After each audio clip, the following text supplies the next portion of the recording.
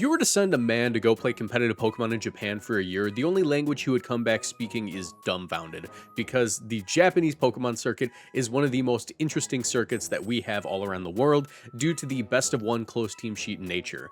The biggest Japanese tournament of the year, being the Japan National Tournament, is happening right now, and we just saw day one yesterday with day two still to come. But what I wanted to do today is go over some of the interesting teams that we saw from day one of the stream and just kind of give you guys a recreation of as to what I think they are and go over like the general strategy and what we saw them do during the battle that they played. Now, of course, because Japan has a best of one closed team sheet format, that leads to a lot more experimentation and off meta picks. Now, towards the end of the tournament, when we get into like the later rounds, you do see that experimentation and off meta nature of their metagame sort of die down and become a little bit more centralized like we see over here. And that's mostly just because the reason that these teams work in closed team sheet is because they're reliable. It's not necessarily just because, you know, it's about catching your opponent off guard or anything. So like that kind of goes away in the later rounds. But what I want to do today is just go over these teams. We're going to get right into it. It should be a fun video. I have 5 replica codes for you based off of what we saw in the tournament, and we'll just go ahead and begin. So if we go here, you can see I have 5 replica codes for you.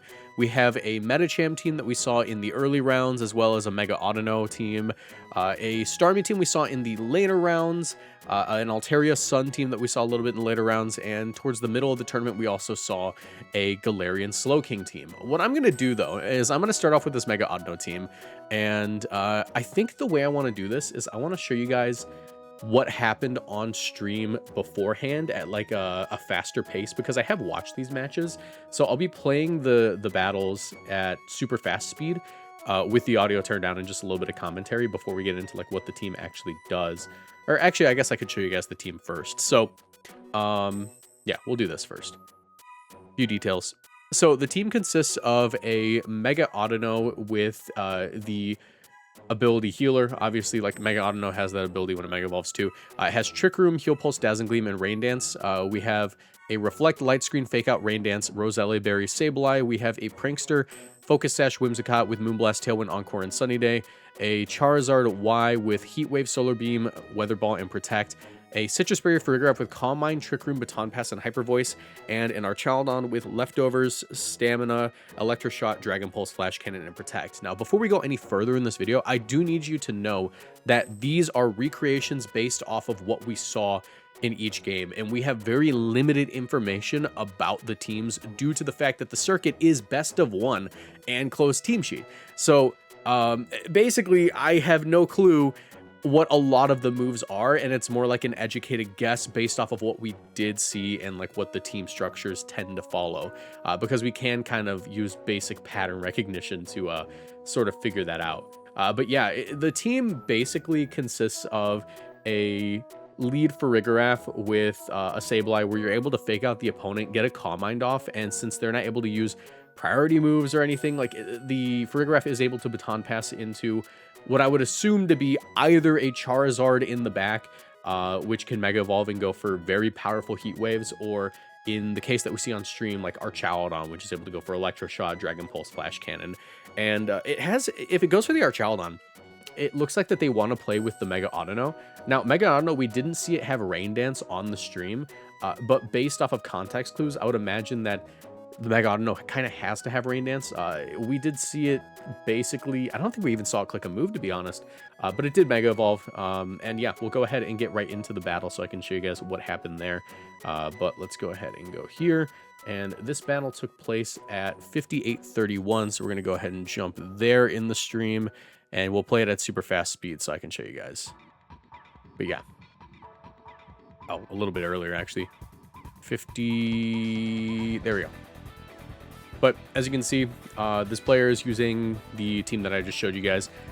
Once again, we have super limited information. I'm going to play it a little bit faster, which might seem kind of nuts. Is 3 the max it can go? We'll go 4, just so it's like a showdown replay speed. But yeah.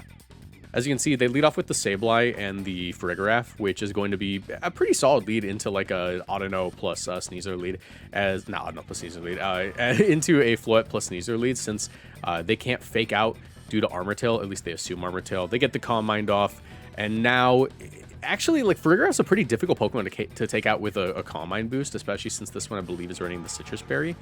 It is basically just a free turn to go for that Baton Pass. They get the Light Screen off, they eat the Roselli Berry, soak up the Fairy-type attack. Electroshot does go off, but it can't, you know, happen until next turn. And then they Baton Pass into their Archaludon. Archaludon is a really strong Pokemon after a Baton Pass because you've effectively given it a +1 special attack and +1 special defense boost, which is kind of like giving it an Assault Vest. Sign that Archaludon severely misses in the current metagame. And you can see here that even with that boost, they do get Moonblasted, they get a special attack drop, and it is able to deal pretty significant damage to the Floette. As we can see, the special attack drop did matter because Floette survived on 67 health. And Audino hits the field. From this position, this is why I assume that the Audino had to have Rain Dance on it, because Audino would be able to not only set up Trick Room for the Archaludon, hopefully letting it go first, but it would also presumably have access to Heal Pulse to keep it alive. As you can see, they just double right into it, though, and then Audino goes down. So Audino hardly gets to play the game. But it is pretty interesting that Audino was even brought to the match in the first place. And the rest of the match is, to be honest, a little bit of a wash. From that position where Audino goes down and the Archaludon got a special attack drop and it's taking like way too much chip damage, it's pretty hard to recover from that. Floette does KO itself on the Farigiraf, so there is a potential here for a comeback.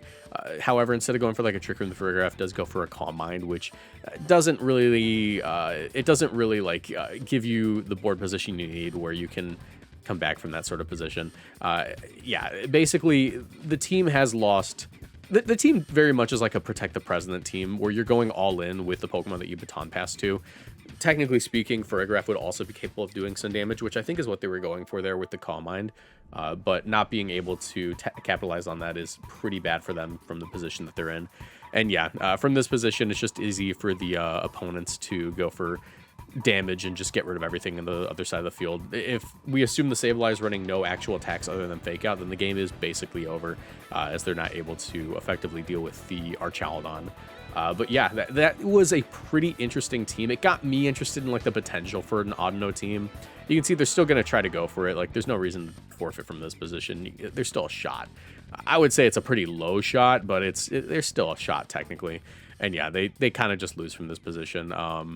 Archaludon has too many boosts. While it does have a Calm Mind boost on the opponent Archaludon, like it's not something that it can use to be able to stall out the entire rest of the team, especially with Sneeze. They're still healthy and ready to go. So yeah, now it's just like a close combat Dragon Pulse spam sort of situation. But Audino was still interesting, you know. You can see close combat does a lot of damage, and that's just going to put in range of the next Dragon Pulse. So that is the game that happened on stream. Like I said, it is best of once. There's not really a way to come back from that. you lose the game, you lose the round, right? Which isn't great. But if we go back to the team, I do want to talk about like the potential for Audino in this metagame. Audino's cool. Audino is a very cool Pokemon. I think that it doesn't have the greatest of defensive stats. Obviously, it's like HP is pretty good. Or not defensive stats. It doesn't have the greatest of like offensive tools to use with its defensive stats is what I meant to say. But basically, if you do pass a Calm Mind into it, technically it is able to go for fairly strong Dazzling Gleams, but I think it's more meant as like a cleric and an enabler to do this sort of Protect the President strategy with Archaludon, as they are kind of complementary with each other. You know, they defensively, Fairy Normal and Steel Dragon are pretty good together. There's a reason we have the Fairy Dragon Steel Core. And yeah, I mean, beyond that, like, it is mostly just guesswork as to what the rest of the team was. I think that this is probably pretty accurate. I used all the moves that we saw on stream. And we also were able to like gauge the HP from stream because it does just straight up tell you in spectator mode. But yeah, this is pretty interesting. I mean, like, you're able to play sort of like a Protect the President core with the Archaludon. And if you really need to, if you have like a really terrible matchup into something with Archaludon, you can just go with the Whimsicott Charizard stuff. But Audino definitely seems like a little bit more of a niche option. But if you do want to run this team, I'm definitely going to try it out in like a video on the second channel at the very least. You can use this rental code to use what I believe is a fairly accurate recreation of it. So yeah, This video is brought to you by the Moxie Boosted membership. By clicking the join button below, subscribing to me on Twitch, or joining my Patreon, you get access to my members-only Discord server where we not only host weekly tournaments and team build together, but you'll also get access to exclusive content like full-size renders of my thumbnail art that make for great wallpapers, and even exclusive video content. This week, my friend MJ and I open up over 100 perfect order packs that they won from top-aiding Indianapolis regionals as we attempt to complete my master set. But you can expect commentaries from stream sets of tournaments and even fun bonus tier list videos that nobody but members will have access to. You also see your name at the end of all of my edited long form videos, and if you just want to support me a little bit, you can go ahead and get your name at the end of all my videos for as little as $1 a month. Funds go towards me being able to pay for editing and releasing even better content, so if all that sounds interesting to you, be sure to join the Moxie Boosted members Discord server. Thanks again for watching, and now let's get back to the video. Next team I want to talk about is the Medicham team that we saw on stream. Now, Medicham is a very cool Pokemon, but it's not necessarily one of the strongest in VGC. I think its best finish ever was when Graham Amity used it to get second at, not NAIC.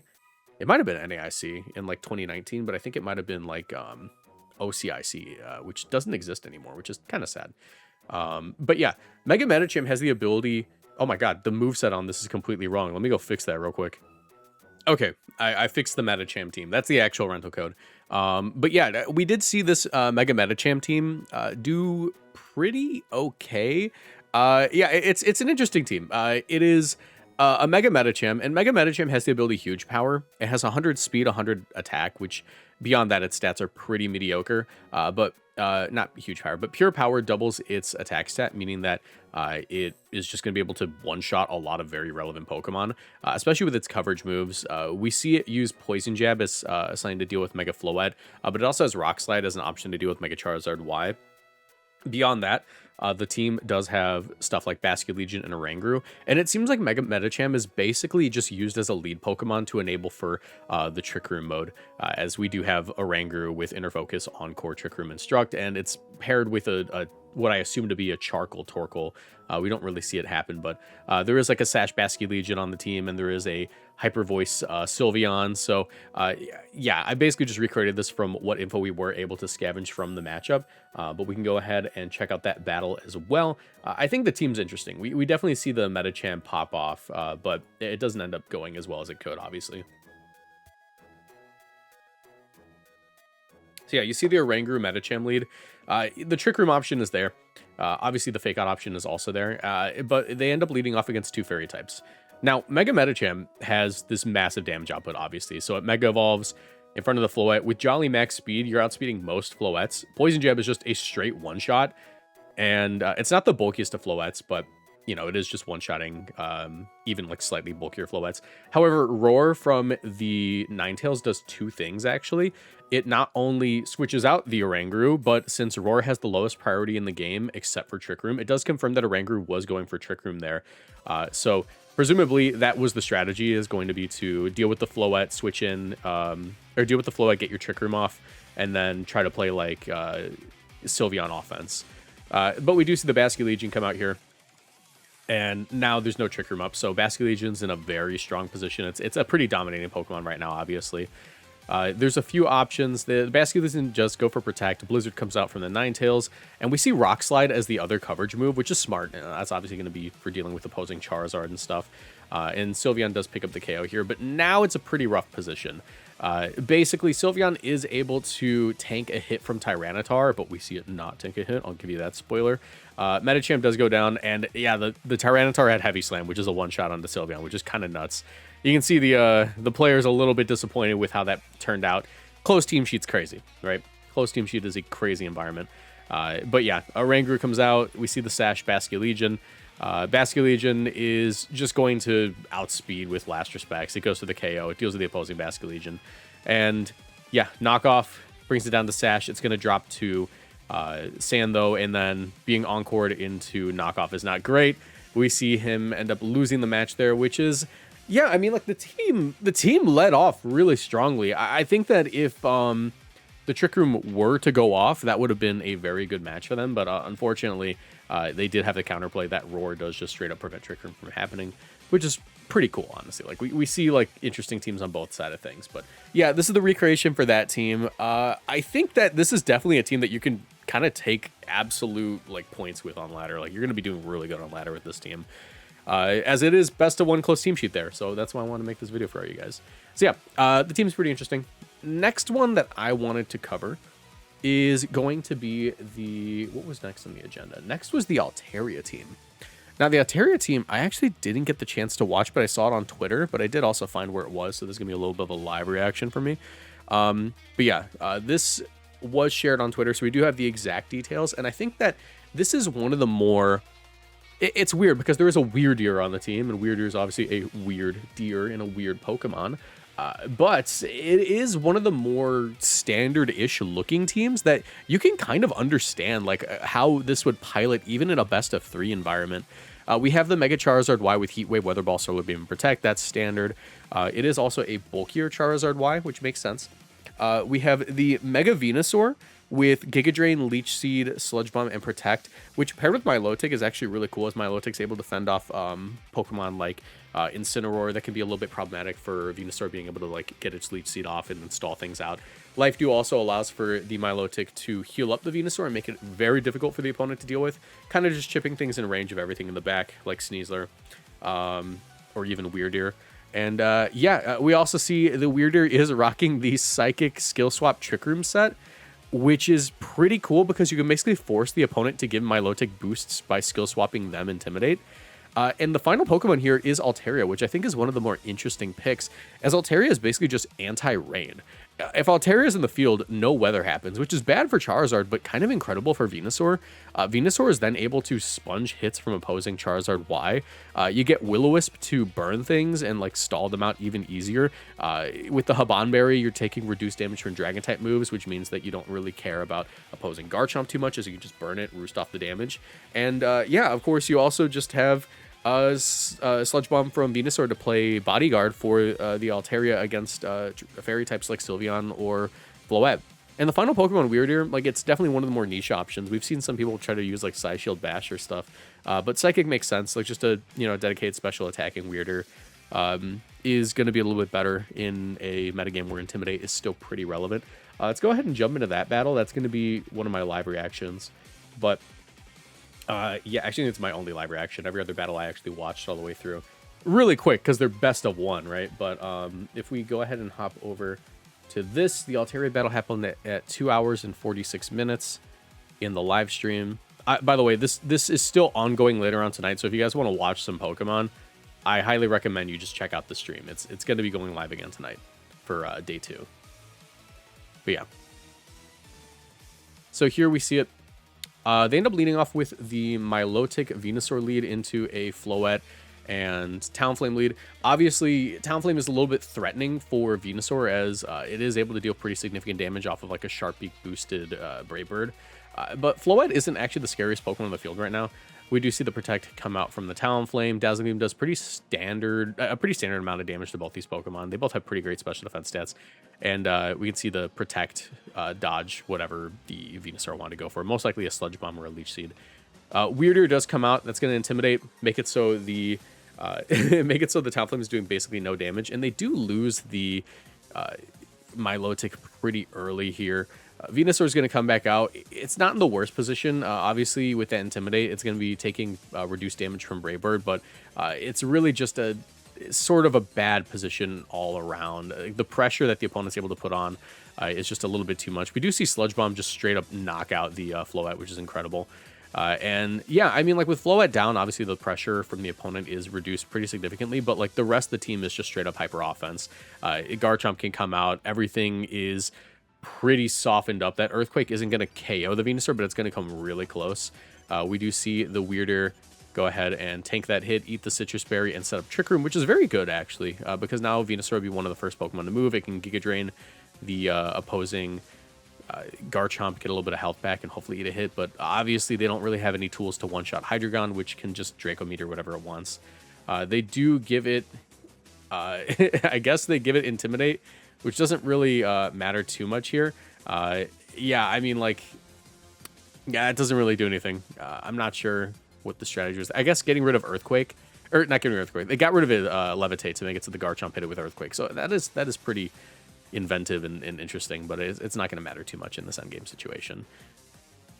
Talonflame comes out. Psychic does okay amount of damage, not too much. Earthquake is just going to go ahead and deal a lot of damage there. And yeah, it's not looking great. Leech Seed is going to allow them to heal up a little bit, but this Garchomp is in a pretty great position, to be honest. Yeah, they're thinking. They're like, oh man, what do I do? Hydreigon comes back out. Yeah, things are looking pretty good. Is it a Scarf Hydreigon? I'm not sure if it's a Scarf Hydreigon, to be honest. Also, I'm fairly certain they lost this match. All right. Yeah, they just KO that, and now it's a 2v1. Dragon Claw picks up the KO. Interesting. I mean, like, obviously, we didn't get to see Altaria there, but it was still kind of an interesting match altogether. We did see Weirder do some things. I think it definitely wanted to do the Milotic strategy, but didn't quite work out. Honestly, they probably would have been better off just leading off with Weirder and the Milotic, as that would have been a little bit more feasible into the Floette Talonflame lead. But I think it's just a bad matchup all around, because I don't think I really see the matchup. I don't really see what they need to bring to the matchup to win that, to be honest, because it is rough. It's just kind of a rough position to be in when no matter what you lead, like, you're going to be hit for super effective on one of your Pokemon. But yeah, cool team all around. I think that this is one of the teams that has the most potential. I believe they just fell short of making day 2, so that is a little sad, but you can see, like, the potential there. It's basically just a standard, like, Sun team. Not standard Sun team, but it's like a alternative version of a Sun team that has, like, the option to turn off weather for the opposing Pokemon. So that is pretty awesome. I think that's an interesting team altogether. All right, next up on the agenda is going to be the Gallerian Slowking team. This is the one I was the most excited to show off, because I think this is one of the cooler teams. And it's also one of the few one of these teams that we saw actually win on stream. Yeah, I mean, like I said, it is a pretty inventive and interesting environment with best of one close team sheet, but the more reliable teams tend to do better altogether. So, yeah, basically this team consists of, from what I could tell, a Citrus Berry Farigiraf. We have an Encore Fake Out Close Combat Lopunny. We have a Gallerian Slowking, which we don't see its item, but I guessed on that one. Trick Room, Psychic, Acid Spray, and I guessed Heal Pulse. We have Fake Out Aura Sphere, Water Pulse, and Water Spout for Blastoise. I guessed it was Choice Scarf on Politoed, because that just makes the most sense for an endgame situation if you end up out of Trick Room. It also helps the Blastoise and Lopunny out slightly. And of course, we have a Fairy Feather, Calm Mind, Sylveon. Now, this match took place at 3 hours and 40 minutes into the stream. So, okay, I just checked. Yeah, that is Snarl. So, on the recreation for that team, I'll go ahead and adjust that real quick. I did not think that was Snarl. Okay, so hopping into this match, this is one of the matches that is more interesting to me, because it's actually one of the games that we got to see the cool Pokemon win. But let's play this at max speed, and yeah, we can see that the player ends up leading off with Lopunny and Sylveon into a Mousehold and Floette. This is pretty good for them, as they do have the option to Fake Out and Calm Mind with their team. Of course, the opponent doesn't quite know that because closed team sheet. And yeah, we go ahead and see that happen. Also, I just realized it's totally off center on my screen, but you guys will be fine. Anyways, yeah. Double Protect, Calm Mind goes off. That's incredible. Now the Lopunny is able to actually go ahead and go for a Mega Evolution and Encore the Mousehold into Follow Me, as the Floette won't be able to break the Sylveon. Moonblast does one-shot the Lopunny, but the Calm Mind is going to go off. And now that Slowking hits the field, there's not really much that the opponent can do to stop it. They're locked into Follow Me. Both opponents are taking basically nothing from Fairy-type moves right now. And yeah, it's just an overall terrible position for them. There's nothing stopping them from getting the Trick Room off. Dazzling does basically nothing to both these Pokemon, and they get another Calm Mind. They get a third Calm Mind.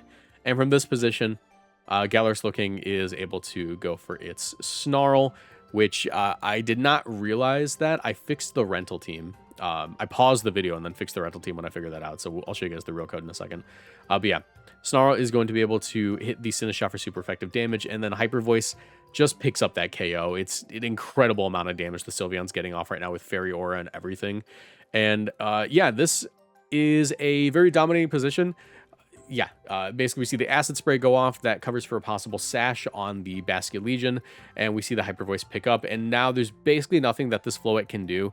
It is just an absolute wash for the opponent, like or for the player. They just get completely dominated by Slowking, and yeah, the Slowking player gets a little bit emotional here. I would get emotional too if I just made Slowking look like LeBron James, you know? That's nuts, like just how strong that team was. But yeah, interesting team. Let me show you guys the real rental code now that I fixed that.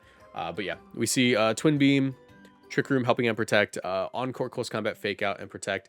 We have the Trick Room Slowking with Snarl, Acid Spray, Heal Pulse, Muddy Water, Icy Wind, Choice Scarf, Politoed. We have the Rain Dish Blastoise, and we have Fairy Feather, Calm Mind, Sylveon. So this team, I think, is one of the cooler ones that we got to see this weekend.